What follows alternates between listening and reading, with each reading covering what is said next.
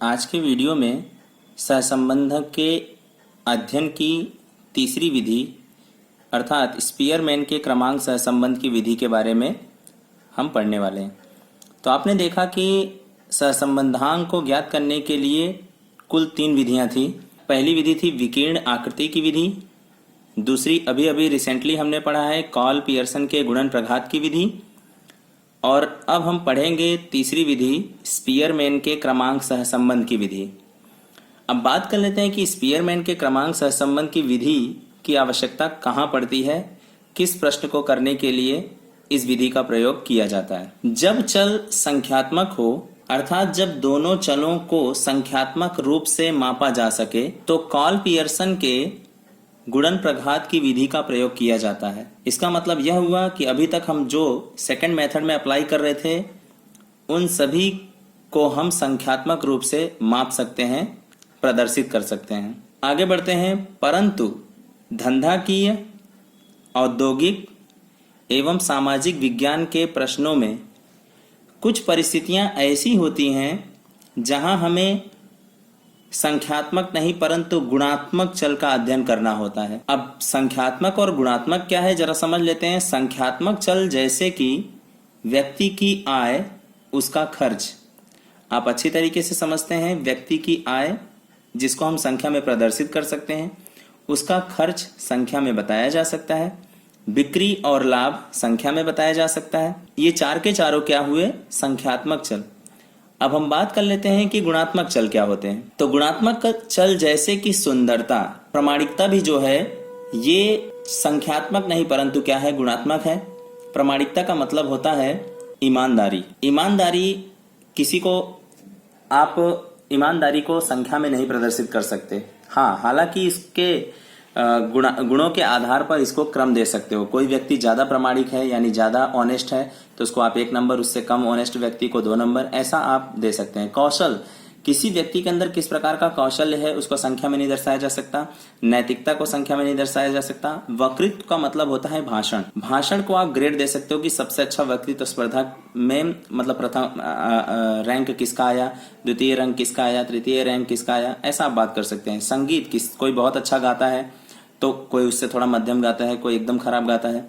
नृत्य कौशल्य, नृत्य मतलब डांस। डांस में भी आप देखते हैं कि क्रम दिया जाता है कि सबसे बेस्ट डांसर है, मीडियम टाइप की डांसर है, या सबसे वर्स्ट डांसर है यानी खराब डांसर है। तो ये सभी क्या है, जो भी चल आपने अभी भी देखे, इनको हम संख्याओं में प्रदर्शित नहीं कर सकते परंतु गुणों के आधार पर इनको हम क्या दे सकते हैं, क्रम दे सकते हैं। इस परिस्थिति में गुणात्मक चलों या गुणधर्मों को संख्यात्मक रूप से नहीं मापा जा सकता। आपने देखा कि इनको हम संख्या में प्रदर्शित नहीं कर सकते परंतु उसे गुणवत्ता अनुसार रख कर क्रम दिया जा सकता है। ठीक है।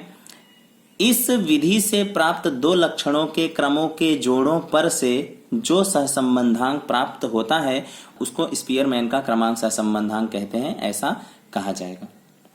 तो आपने देखा कि स्पीयरमैन और कॉल पियर्सन में अंतर किस बात का है कि कॉल पियर्सन में जो भी चल मूल्य रहते हैं उन्हें संख्याओं में प्रदर्शित किया जा सकता है परंतु स्पीयरमैन के क्रमांक सहसंबंध की विधि में जो भी चल मूल्य रहते हैं उन्हें संख्यात्मक रूप से नहीं परंतु गुणात्मक रूप से प्रदर्शित करना पड़ता है।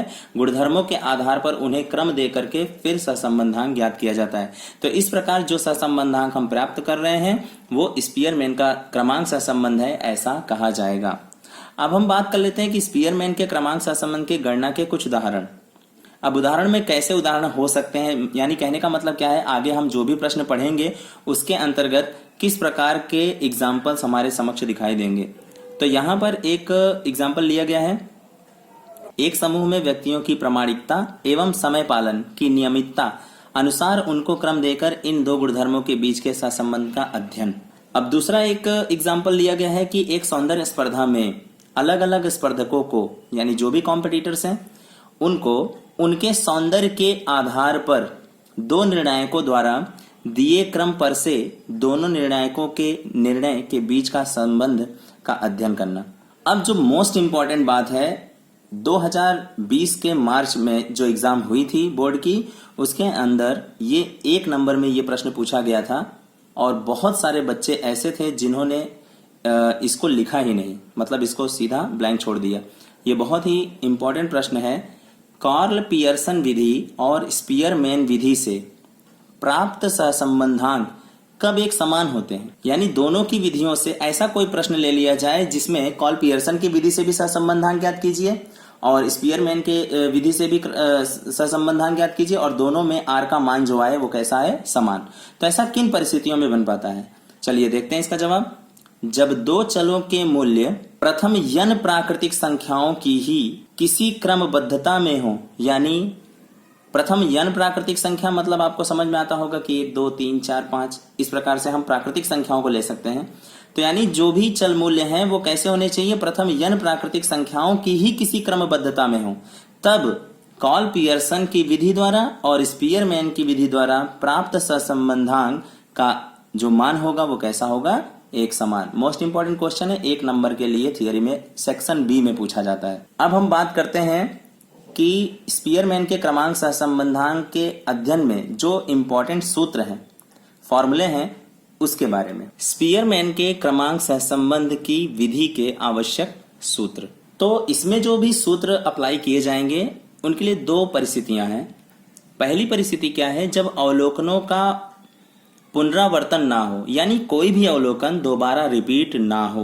लेकिन इस तरफ क्या है? जब अवलोकनों का पुनरावर्तन हो। ऐसी 2 परिस्थितियां हैं, एक में पुनरावर्तन ना हो तब दूसरा सूत्र लगेगा और एक में पुनरावर्तन हो तब दूसरा सूत्र लगेगा। अब जरा इसके सूत्र के बारे में देख लेते हैं। क्रमांक सहसंबंध जिसे हम आर के थ्रू दर्शाते हैं, हालांकि ये भी सहसंबंधांक ही है, लेकिन यहां पर आपको अच्छी तरीके से समझ में आए स्पीयरमैन के क्रमांक सहसंबंध, इसलिए बार बार मैं इस शब्द की चर्चा करूंगा।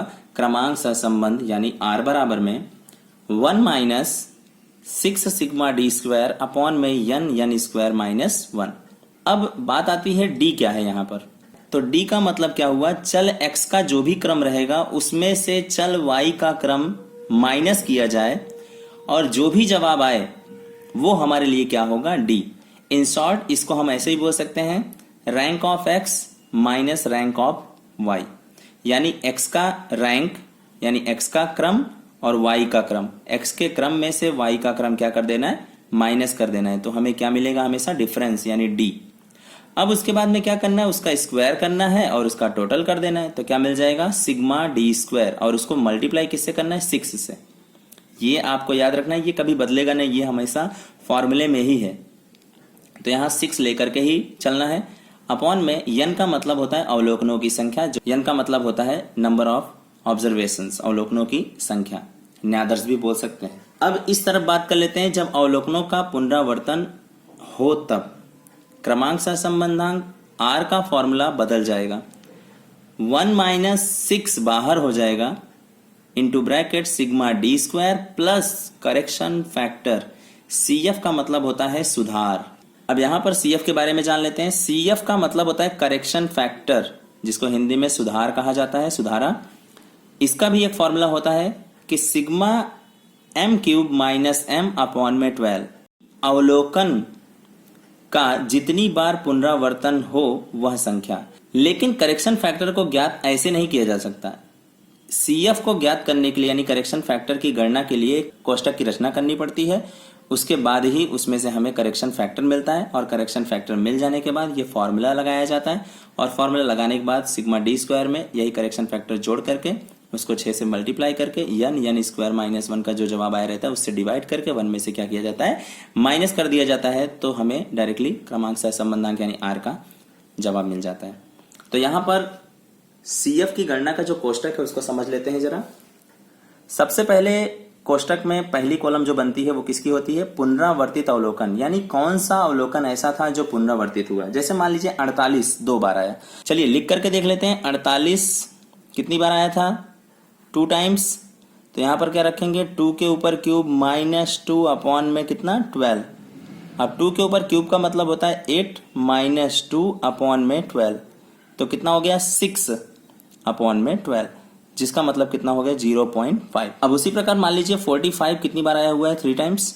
तो यहां पर भी बात कर लेते हैं। 3 के ऊपर 3 पावर माइनस 3 अपॉन में 12। 3 के ऊपर 3 पावर का मतलब होता है 27 और माइनस करेंगे कितना? 3 और डिवाइड करेंगे किससे? 12 से। 27 माइनस 3 इज इक्वल टू कितना हो जाता है? 24। 24 इज डिवाइडेड बाय 12, तो कितना आ जाता है? 2 टाइम्स। तो आप क्या देख रहे हैं, यहां पर आया 0.5 और यहां पर क्या आ गया 2। अच्छा, CF किसे कहते हैं, इसके एडिशन को, जो भी कॉलम में टोटल नंबर्स आएंगे, यानी 0.5 या एक आंसर है ये 2, तो यानी इन दोनों का जो टोटल करने के बाद कितना आ जाएगा 2.5 ढाई। तो ये हमारे लिए क्या हो जाएगा, CF करेक्शन फैक्टर। तो यहां पर जब हम सूत्र में अप्लाई करने लगेंगे तो यहां पर कितना ले लेंगे 2.5।